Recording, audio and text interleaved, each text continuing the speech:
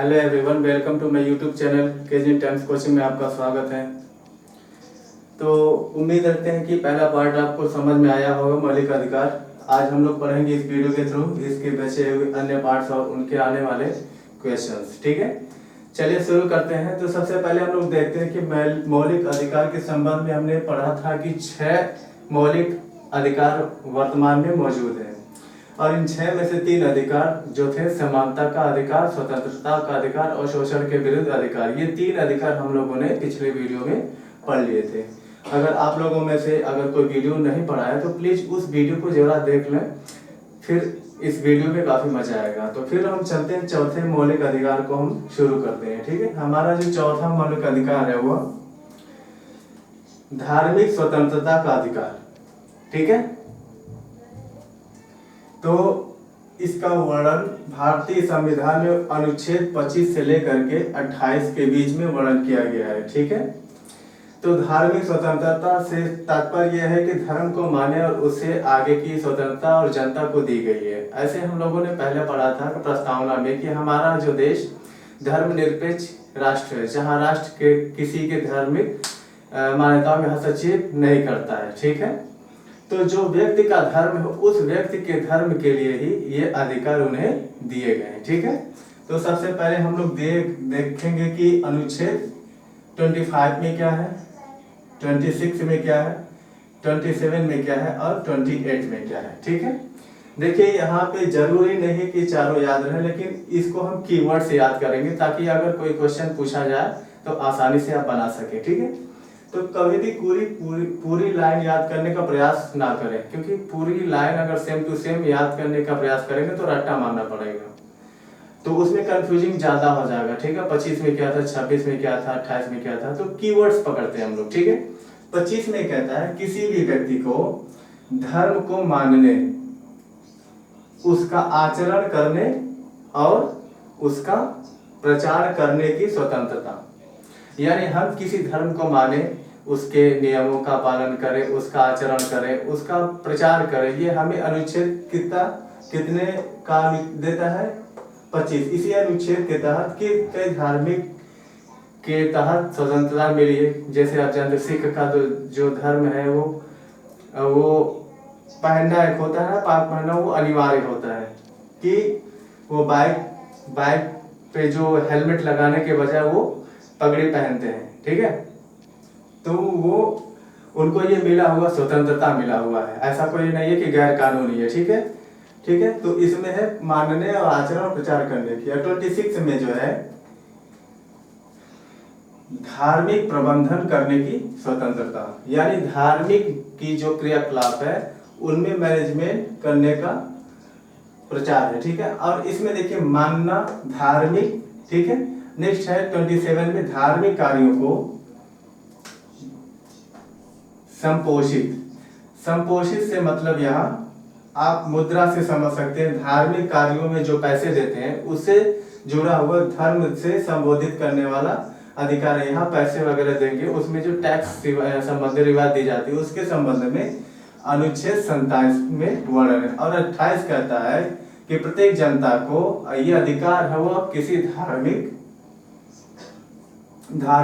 शिक्षा उपासना में उपस्थित होने की स्वतंत्रता। ठीक है, 28 में क्या दिया हुआ है, धार्मिक शिक्षा उपासना में उपस्थित होने की स्वतंत्रता। ठीक है, तो इसमें अब यहाँ कीवर्ड पकड़े, हमने जो पढ़ा धार्मिक स्वतंत्रता वो जो 25 से लेकर के 28 के बीच में है, और इसी में हम पढ़ेंगे 25 में है धर्म को मानने, आचरण करने का, प्रचार करने का, 26 में उसका प्रबंधन करने का, 27 में उसका संपोषण करने की।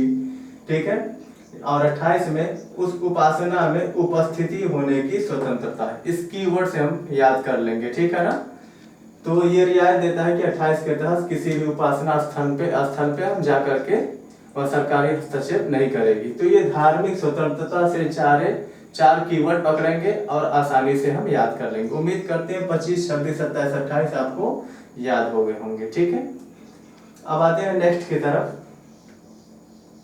ये तो अभी चौथा था हमारा, धार्मिक स्वतंत्रता था। अब हमारा जो नेक्स्ट था मौलिक अधिकार में, वह हमारा अधिकार है संस्कृति एवं शिक्षा संबंधी। ठीक है, जो हम कल पहला वीडियो हमने बनाया था मौलिक अधिकार में, उसमें से एक पार्ट ये है। ठीक है ना, इसमें 29 से 30 तक के हैं। ठीक है, इसके बीच का वर्णन किया गया है। ठीक है ना, तो इसका वर्णन भारतीय संविधान में 29 to 30 के बीच किया गया है। अब इसमें कीवर्ड याद करना है कि यह अधिकार केवल अल्पसंख्यकों को दिया जाएगा। ठीक है, केवल अल्पसंख्यकों को दिया जाएगा, क्योंकि एग्जाम में पूछा जाएगा कि भारतीय अधिकार में केवल अल्पसंख्यकों को दिया गया है। ठीक है, संस्कृति एवं शिक्षा संबंधी अधिकार केवल अल्पसंख्यकों को ही प्रदान की गई है, ये अन्य बहुसंख्यकों को नहीं दी गई है। ये अल्पसंख्यकों को क्या क्या अधिकार है, अनुच्छेद 29 में आते हैं। अनुच्छेद 29 में कहता है अल्पसंख्यकों के हितों का संरक्षण। ठीक है, अल्पसंख्यकों के हितों का संरक्षण, इसमें यानी उनके विकास के लिए जितने भी कार्य हैं उनका संरक्षण किया जाता है 29 के तहत। तो आपको यहाँ की वर्ड है अल्पसंख्यकों के हितों का संरक्षण। क्वेश्चन आएगा कि अल्पसंख्यकों के हितों का संरक्षण कितने अनुच्छेद में किया गया है, तो अनुच्छेद 30 में आते हैं। तो उनके हितों का संरक्षण है 29 में। जैसे ही 30 में आएंगे तो अल्पसंख्यक, ये तो मैं अल्पसंख्यक है, अल्पसंख्यक।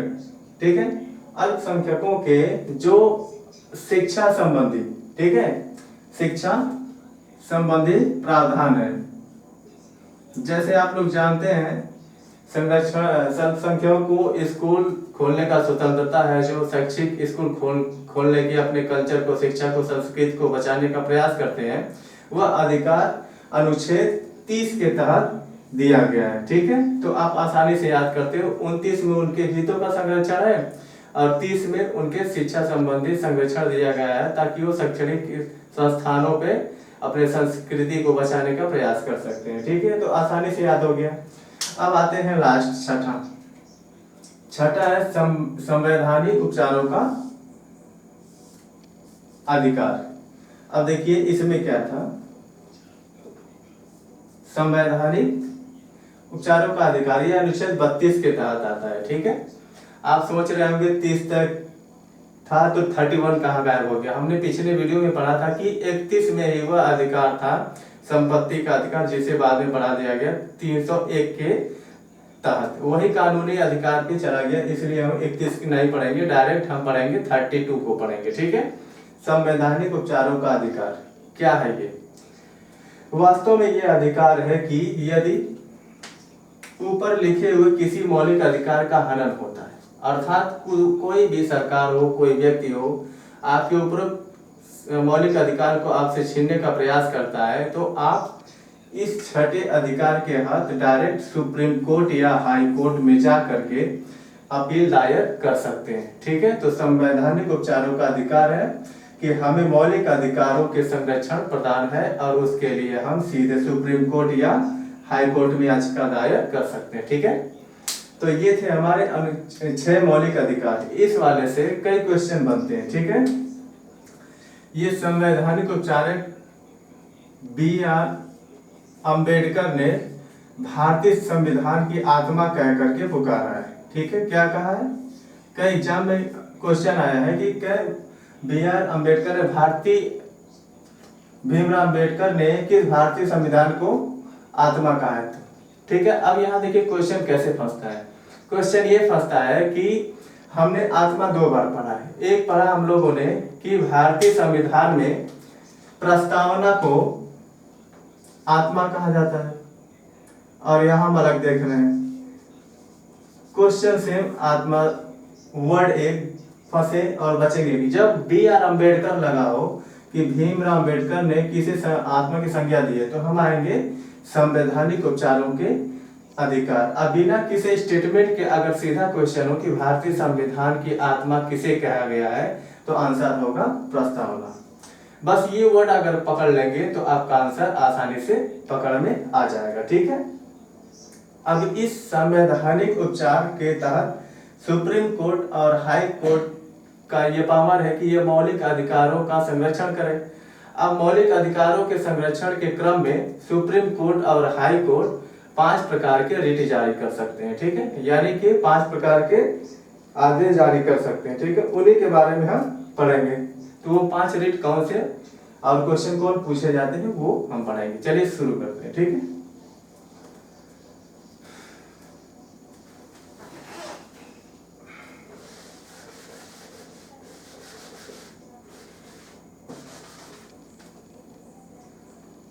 सबसे पहले आप याद कर लें कि अनुच्छेद 32 के तहत सुप्रीम कोर्ट और अनुच्छेद 226 के तहत हाई कोर्ट, ठीक है, रिट जारी करता है और 5 प्रकार का रिट जारी करता है। कितने प्रकार का रिट जारी करता है? 5 प्रकार का। हाई कोर्ट अनुच्छेद 226 के तहत और सुप्रीम कोर्ट अनुच्छेद 32 के तहत, ठीक है, रिट जारी कर सकता है। रिट कौन कौन से हैं? 5। और कौन है इसके विशेषता, इसी को हम लोग पढ़ाएंगे, ठीक है। पहला है बंदी प्रत्यक्षीकरण, ठीक है। अब देखिए यहाँ पे वर्ड्स यहाँ याद करना कई बार स्टूडेंट के लिए डिफिकल्ट हो जाता है। बंदी प्रत्यक्षीकरण, परमादेश, वास्तव में क्या है, हमारे संविधान का निर्माण बहुत सारे कानूनविदों ने मिलकर बनाया है। अधिकांश सदस्यों वकील थे। यही कारण थे कि जितने भी संविधान में वर्ड यूज किए गए वो मैक्सिमम वकालत से जुड़े हुए वर्ड है, इसीलिए वर्ड्स थोड़े से टफ लगते हैं, ठीक है। चलिए आइए, ठीक है, बंदी प्रत्यक्षीकरण ये पहला रिट है और ये रिट भी वही सुप्रीम कोर्ट, हाई कोर्ट जारी करते हैं। कब जारी करते हैं? जब किसी भी व्यक्ति को पकड़ लिया जाता है या किसी भी व्यक्ति को गिरफ्तार कर लिया जाता है और ये आदेश जारी किया जाता है कि 24 घंटे के अंदर उसे मजिस्ट्रेट के समक्ष पेश किया जाता है। तो आप सीधा सीधा इसे ऐड कर सकते हैं कि बंदी और 24 घंटे, ये हम ऑलरेडी अनुच्छेद 22 में पढ़ चुके थे, ठीक है। तो यहाँ से याद हो गया, बंदी बनाया गया कितने घंटे के लिए? 24 घंटे के लिए। नहीं बना सकता 24 घंटे के अंदर उसे मजिस्ट्रेट के संबंध पेश करना पड़ेगा, ठीक है। और इस संबंध में जो आदेश जारी करना होता है सुप्रीम कोर्ट, हाई कोर्ट द्वारा, उस हाई कोर्ट को कहते हैं आदेश को बंदी प्रत्यक्षीकरण। ये कोर्ट करेंगे, बंदी को जोड़ेंगे किसके साथ? 24 घंटे के साथ। दूसरे पे आते हैं परमादेश। परमादेश से इसमें एक वर्ड निकालेंगे आदेश, ठीक है, जो मैं कोडित कर दिया हूँ। ये आदेश दिया जाता है सुप्रीम कोर्ट और हाई कोर्ट द्वारा कि वैसे अधिकारियों को, स्पेशली सरकारी अधिकारियों को आदेश दिया जाता है कि यदि वो अपना कार्य ठीक से नहीं कर रहे हैं, अपने कर्तव्यों का पालन नहीं कर रहे हैं, तो उनके विरुद्ध आदेश पारित किया जाता है कि आप अपने कर्तव्यों का निर्वहन करें। तो यहाँ पे आपको याद रखना है, परमादेश वैसे सरकारी अधिकारियों का आदेश है जिसे उन्हें अपने कर्तव्यों का पालन करने के लिए बाध्य किया जाता है। तो यहाँ याद कैसे करेंगे? परमादेश यानी आदेश, किसको? यानी सरकारी अधिकारी, किस लिए? कर्तव्यों का पालन करने के लिए। पहला हमने याद किया बंदी प्रत्यक्षीकरण 24 घंटे, परमादेश आदेश सरकारी अधिकारियों को किस लिए? कर्तव्यों का पालन करने के लिए। जिस कर्तव्य का पालन करने के लिए उन्हें पद दिया गया है उसका पालन वो नहीं कर रहे हैं, इसीलिए यह आदेश उनके विरुद्ध जारी किया जाता है, ठीक है। तीसरा हम लोग आते हैं तो प्रतिषेध मिलता है। तीसरा आते हैं तो मिलता है प्रतिषेध, ठीक है।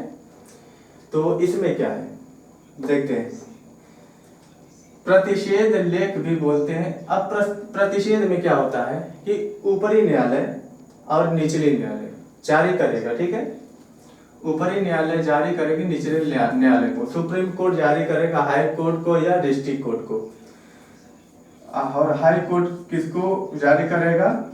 डिस्ट्रिक्ट कोर्ट को। तो ऊपर वाला न्यायालय निचले न्यायालय को यह आदेश देता है कि यह कार्य आपके अधिकार क्षेत्र से बाहर है, आप इस पर कार्य ना करें, ठीक है। अधिकार क्षेत्र से बाहर, ठीक है। तो आप यहाँ क्या करेंगे? प्रतिषेध मतलब उसको रोक लगाता है। किस बात पर? ऊपरी न्यायालय पर, निचले न्यायालय पर, जिस पे आप कार्य ना करें क्योंकि ये अधिकार क्षेत्र से आपके बाहर है। अब चौथा पढ़ेंगे उत्प्रेषण। अब देखिए चूंकि ये दोनों एक साथ पढ़ा रहे हैं क्योंकि ये लगभग ये सेम है। इसमें ऊपरी न्यायालय निचले न्यायालय को आदेश देता है कि इस पे आप कार्य ना करें क्योंकि आपके ये अधिकार क्षेत्र से बाहर है।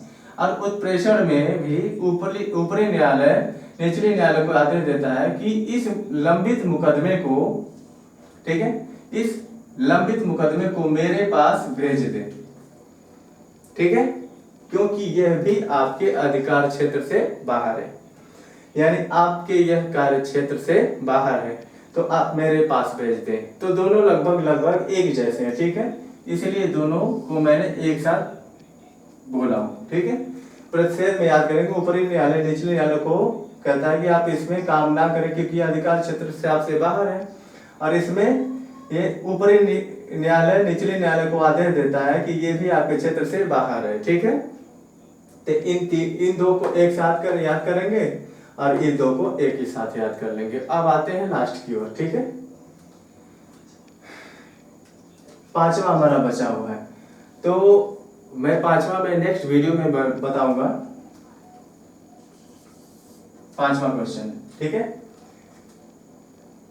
तो ये था आज का मेरा वीडियो, और आपको ये कैसा वीडियो लगा? अभी ये मौलिक अधिकार का दूसरा पार्ट था, कल आपका तीसरा पार्ट आएगा। और आपको अगर ये वीडियो अच्छा लगा तो कमेंट बॉक्स में जरूर बताएं, और कैजुअल टाइम्स कोचिंग से जुड़ने के लिए बहुत बहुत धन्यवाद। Thank you, love you all.